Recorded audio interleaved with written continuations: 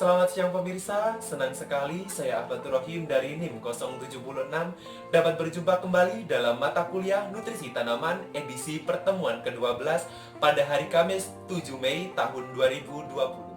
Pada pertemuan kali ini kita akan bahas tentang nutrisi tanaman, nitrogen, sulfur, dan fosfor pada capture ke-7, 8, dan 9.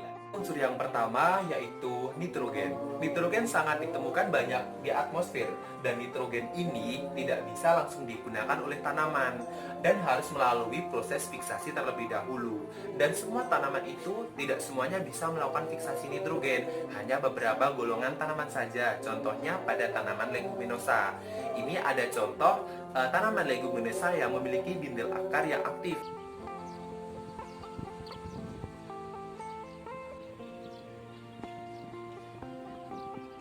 Oke pemirsa, di sini bisa dilihat terdapat bintil akar dan bintil akar di sini itu aktif karena bintil akar di sini berwarna merah. Coba kita buka ya.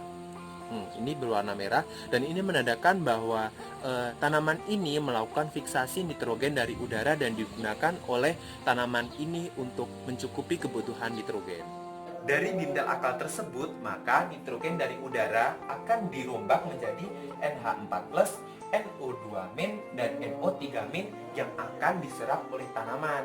Dan nanti juga ada beberapa yang tidak bisa diserap dan akan tercuci. Dan di sini nanti juga akan jadi NH3 yang akan kembali ke udara tanpa diserap oleh tanaman terlebih dahulu. Nitrogen ini nantinya akan dijadikan bahan oleh tumbuhan sebagai zat warna hijau di dalam daun. Dan nanti dari daun-daun ini akan dimakan oleh manusia dan dimakan oleh hewan sebagai nutrisi. Yang kedua yaitu adalah sulfur, di mana sulfur ini dibagi menjadi dua, yaitu sulfur organik dan sulfur anorganik. Sulfur anorganik ini dihasilkan dari gunung berapi, di mana gas-gas SO2 dan dari gunung berapi yang erupsi ini akan dilepaskan ke atmosfer. Nanti di atmosfer dia itu akan turun ke dalam bumi dalam bentuk hujan asam ataupun nanti H2S ke dalam tanah.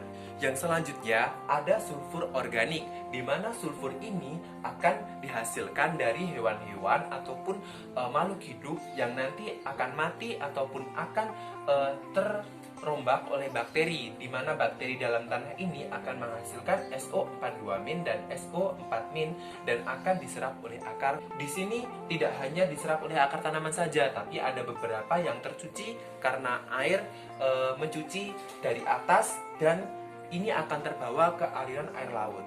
Unsur yang ketiga yaitu ada fosfor, di mana fosfor ini dihasilkan dari pelapukan batuan. Pelapukan batuan ini ada beberapa faktor yang mempengaruhi pelapukan batuan. Yang pertama ada cahaya, yang kedua ada suhu, yang ketiga ada hujan. Akan melakukan pelapukan dan nanti akan menghasilkan PO4 3- yang akan bisa diserap oleh tanaman. Di sini juga dia hasil dari dekomposisi dari hewan-hewan yang memakan dari tumbuhan tersebut, dan hewan itu akan mati dan kemudian akan terdekomposisi menjadi PO4 3-. Dan di sini ketersediaan P itu dipengaruhi oleh pH. Untuk lebih memahami tentang sumber-sumber dari N, S, dan P, saya di sini sudah menampilkan beberapa sumber dari bahan unsur tersebut. Untuk materi selanjutnya yaitu materi kekurangan N, S, dan kekurangan P, di mana unsur-unsur N ini berfungsi sebagai unsur makro dan digunakan sebagai pertumbuhan vegetatif tanaman. Yang kedua sebagai penyusun zat hijau daun. Yang ketiga ada sebagai penyusun protein dan asam amino. Ini dia strukturnya. Selanjutnya yaitu ada unsur S, di mana unsur S ini sebagai bahan sebagai penyusun bintil akar dan untuk pemberbanyak anakan. Dan di sini yang terakhir ada unsur P, di mana unsur P itu berfungsi sebagai bahan untuk ATP, bahan untuk asimilasi, dan bahan sebagai percepatan pembuahan dan asimilasi.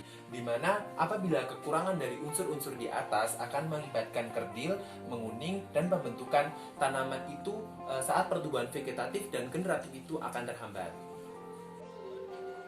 Sekian presentasi dari saya tentang nutrisi tanaman, unsur nitrogen, sulfur, dan fosfor pada capture 7, 8, dan 9. Semoga apa yang saya sampaikan ini dapat bermanfaat bagi pemirsa semua. Sekian dari saya. Wassalamualaikum warahmatullahi wabarakatuh.